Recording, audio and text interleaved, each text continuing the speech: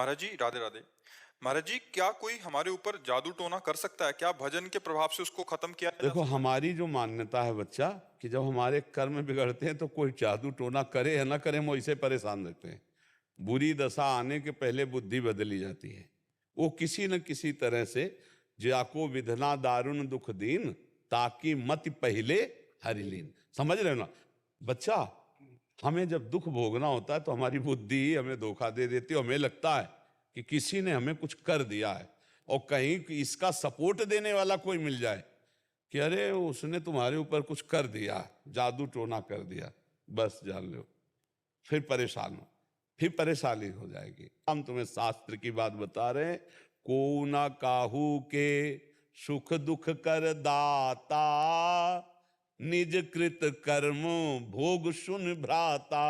अब जैसे हमारे पाप कर्म हैं, अब कोई जीवात्मा हमको दंड देना चाहता है, अब वो भूत योनि का हो गया है, अब संयोग बनेगा और वो हमको दंड देगा, क्योंकि हमारे कर्म, और बिना झाड़ फूंक के अगर हमारा कर्म हट गया भोग का, वो अपने आप हट जाएगा, खत्म हो जाएगा।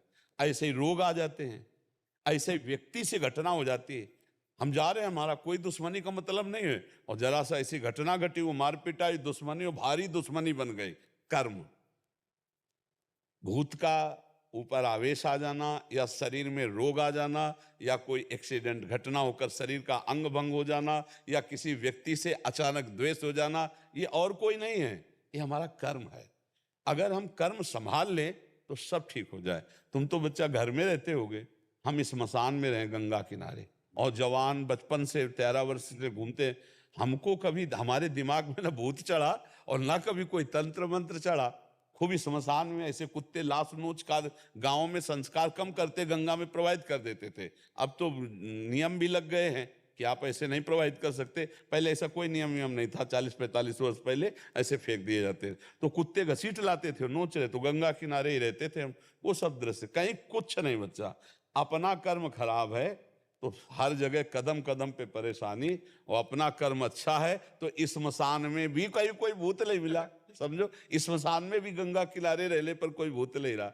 इसलिए हमें लगता है नाम जप करो और भगवान का स्मरण करने से सब ठीक हो जाता है।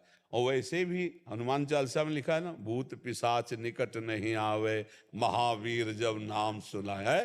हाँ, जिस समय भगवान के महाभागवत से हनुमान जी का स्मरण कर, भूत पिशाच निकट नहीं आए।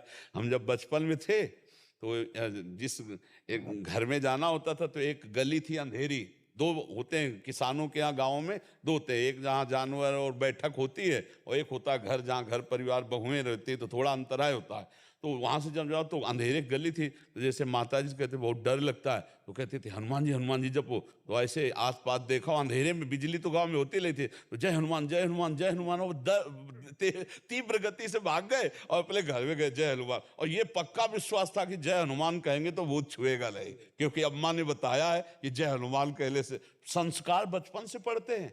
माँ ने भक्ति के संस्कार, भगवान के संस्कार डाल दिए। तो बच्चा निर्भय रहो, नाम जप करो, और जो कोई मानसिक या शारीरिक भूतावेश या किसी भी तरह का कोई भी दुख है, वो हमारा कर्म है। ऐसे पूरे संसार में भूत है, किसी के नहीं चिपट जाएंगे, उसी के चिपटेंगे जिसका संस्कार है, जिसको भोगना है। वैसे फिर वो कष्ट भोगता है जीव। तो इसलिए मुझे लगता है अगर नाम